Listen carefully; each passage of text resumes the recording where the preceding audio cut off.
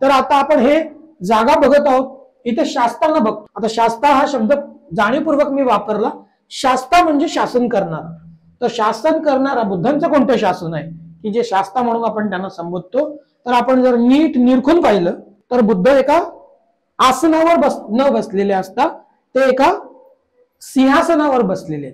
आता हा सिंहासन कसं काय मी म्हणू शकतो, त्याला पुरावा असा आहे का हा सिंहासन आहे आणि हे बुद्ध आहेत. बुद्ध धम्मचक्र प्रवर्तन मुद्रेमध्ये आहेत. प्रलंब पाद अवस्था म्हणजे पाय मोकळे सोडून आहेत, त्याच्यामुळे त्याला आपण प्रलंब पाद अवस्था म्हणतो. धम्मचक्र प्रवर्तन मुद्रा आहे. आणि मी सिंहासन पर्टिक्युलरली पर्पजली शब्द वापरला.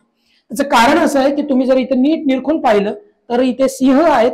हे दोन, इथे एक सिंह आहे तर तिथे एक सिंह आहे आणि यांच्या बरोबर पाठीमागच्या बाजूला पण 4 सिंह असतात, जे आता आपल्याला दिसत नाहीये.